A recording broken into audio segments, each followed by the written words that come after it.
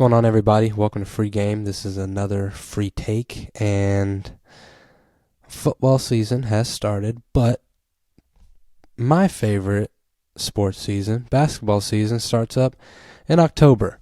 So I want to do something a little fun, little debate-ish. We'll see what you guys think. I made a little list of my top 5 teams that are dark horses.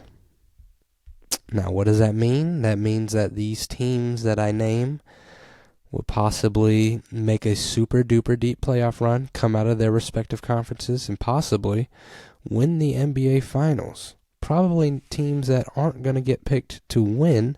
Some of them may, but they're dark horses for a reason, and let's just get started. So I do have an honorable mention that didn't make the list but almost did, and that unfortunately is my Golden State Warriors. Yes, the Golden State Warriors lost Klay Thompson, unfortunately. As a Warriors fan, growing up with this core group, Steph, Klay, Draymond, it is so sad to see that Klay is the one that had to go, but the writing was on the wall. I think he just had too many catastrophic injuries in such a short period of time. And, if you had to pick between Draymond or Klay, what would fit Steph better in this current time that we're in? I think the Golden State Warriors make the right choice. Like I said, it sucks because I love Klay Thompson. Like, Steph and Klay, the greatest shooting backcourt that has ever lived. I don't care who you put up there. There is not a shooting backcourt where you have two people, dynamic duo. When it comes to shooting, there is no one like Steph and Klay. The Splash Brothers will go down as the greatest shooting backcourt to ever play basketball. And what a hell of a career as a Warrior for Klay Thompson. He gets shipped off to the Dallas Mavericks. We'll see how that goes. But the Warriors are my honorable mention because the person that replaced Klay Thompson is also a very good shooter in Buddy Hield. Younger, better shooting percentage. I think he has one of the top 3-point percentages in the league for a few years now. And what that's going to do is going to add somebody who not only can shoot on the dribble, but can also create a little bit. Not the defender that Klay used to be or is now, but it's better than nothing. I mean, the reason why the Warriors are honorable mentions on my list is because they have Wardell Stephen Curry. I mean, did you see him in the Olympics? What the fuck? Like, he is insane, and he's going to still be insane. And I also think, like, getting the stench off of what happened the past few years with the Golden State Warriors, I think that's going to help out a little bit. I mean, when it came to Draymond Green punching Jordan Poole in the face right after we won a championship, and now you have, is Klay or Draymond going to go? So now we don't really have any more distractions, hopefully. Let's see, how the offseason still goes. But I think the Warriors can make it to the play-in, possibly win out and reach that 8th, 7th spot in the NBA playoffs this year. As far as that goes, we're just hoping and praying that it gets to that. I mean, the West has gotten a lot younger, and the younger teams are dominating the West and the East, to be honest with you. But it's just a new rendition of the NBA, going from Steph, LeBron, KD to Ja, Anthony Edwards, and Victor Wembanyama. So, it's going through that phase to where guys like me that grew up watching these players and thought they were the greatest thing since sliced bread, here long, they're not going to be here anymore. So now we're going to be the old heads. How's that for you? But that is my honorable mention. Let's get into number 5, the Los Angeles Lakers. Yes. I am obviously not a LeBron fan since I am a Steph fan, but I do recognize greatness when I see it. I don't know how he does it. I do not know how LeBron keeps up with the competition at this age, at this level. I don't see it stopping this year. You just watch the Olympics. He won MVP. He deserved to win MVP.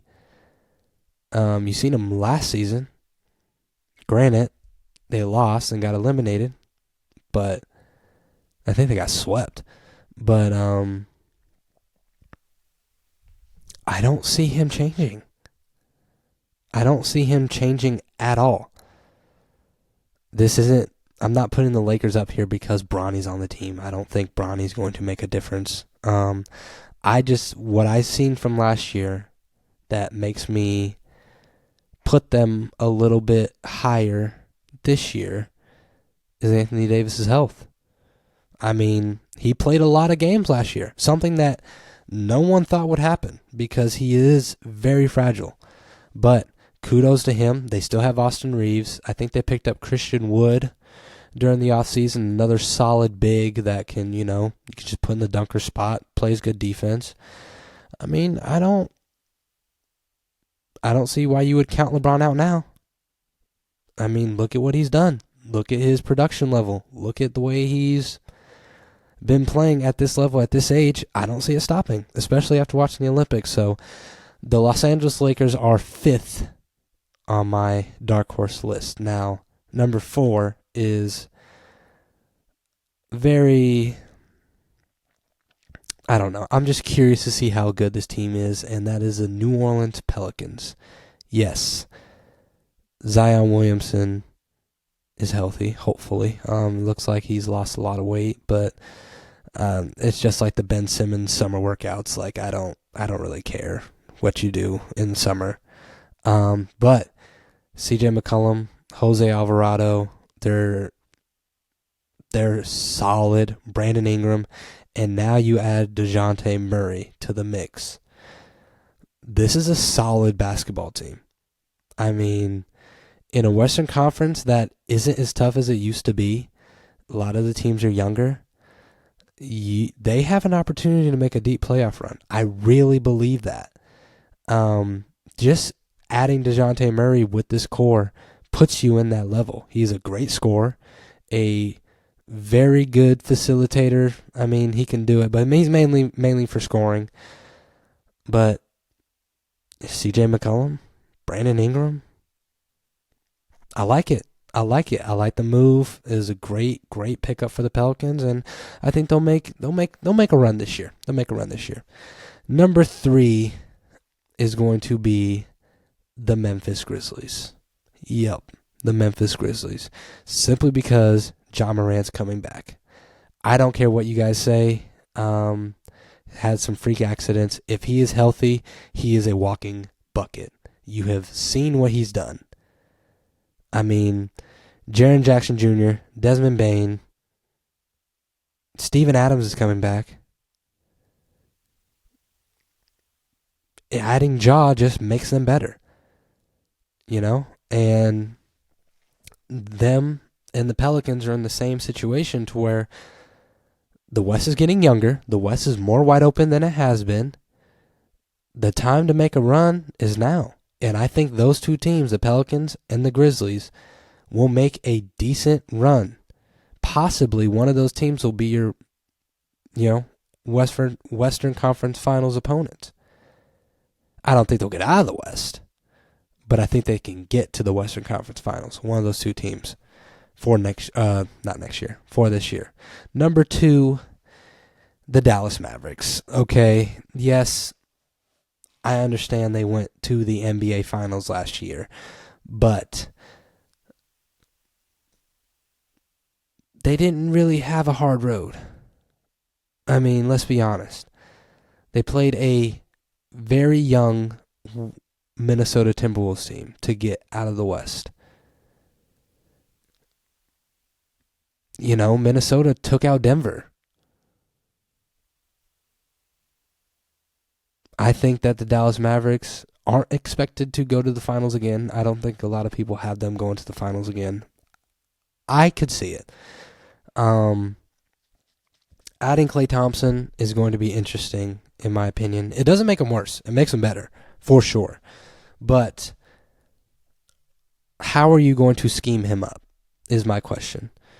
His whole career has been based off pin downs, dribble handoffs, running around screens, catch and shoot.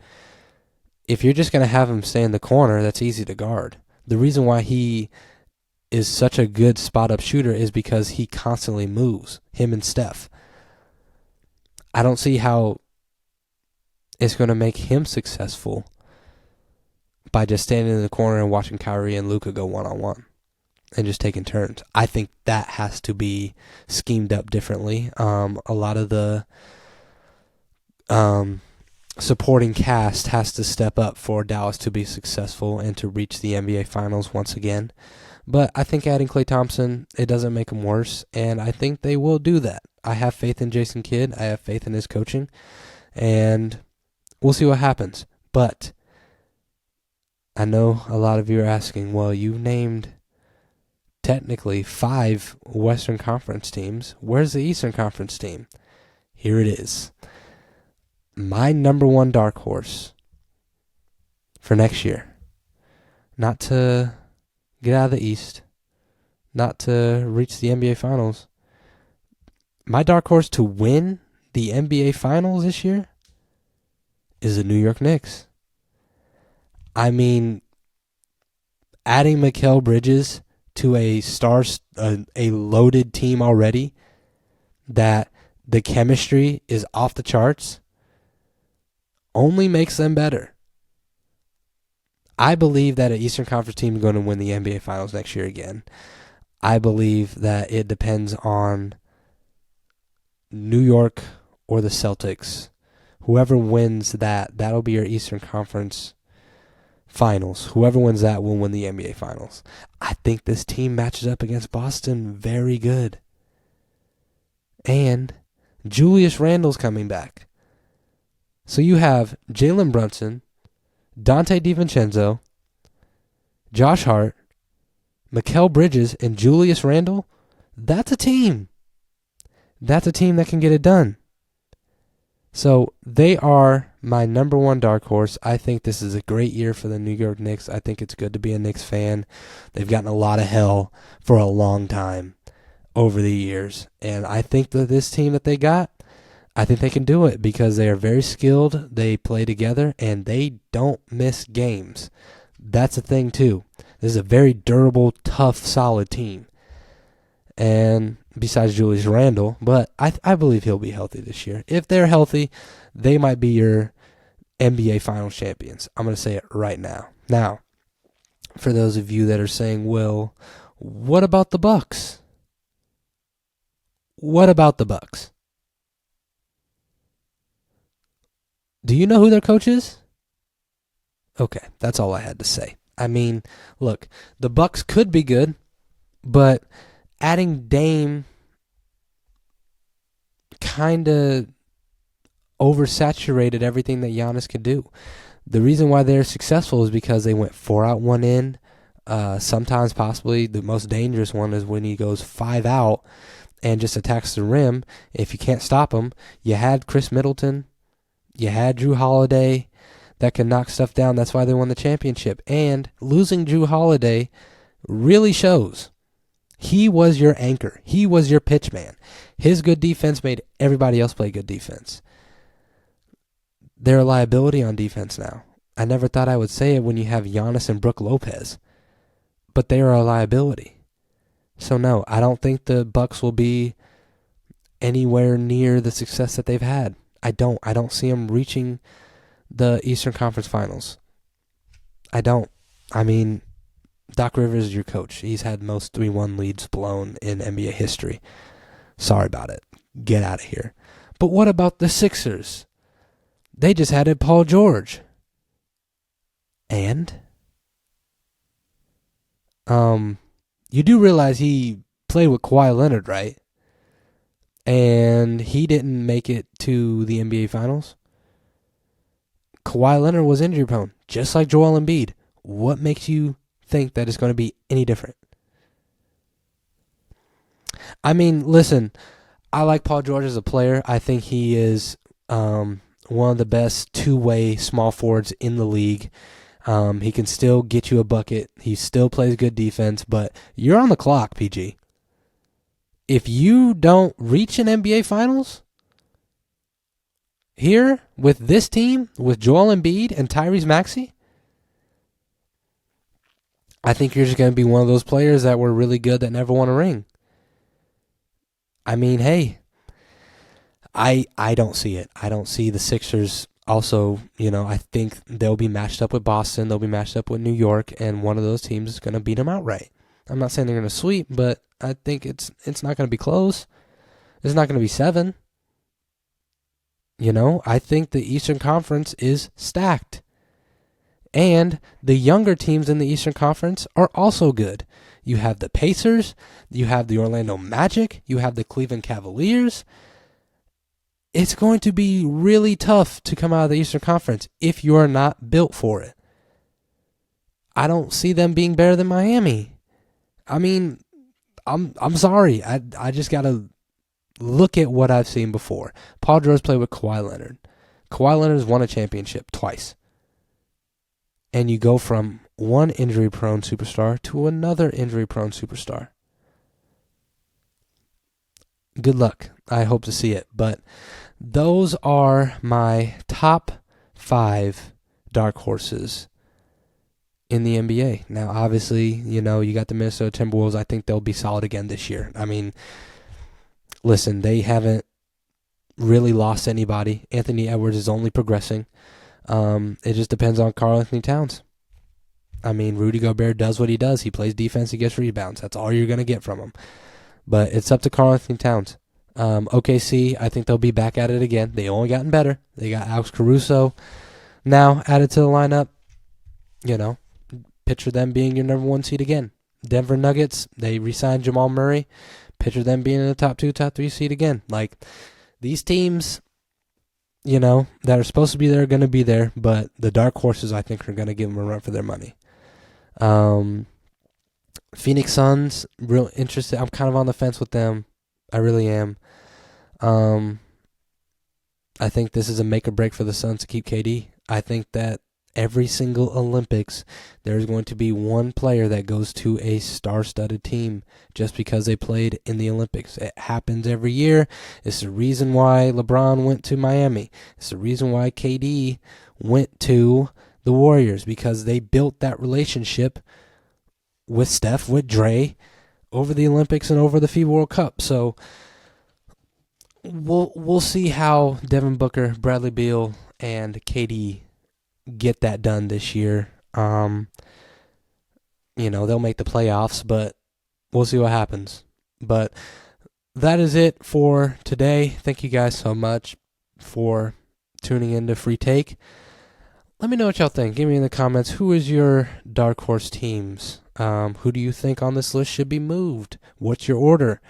Do you believe that your favorite team will be a dark horse as well? Let me know in the comments. Make sure you hit the like and subscribe button.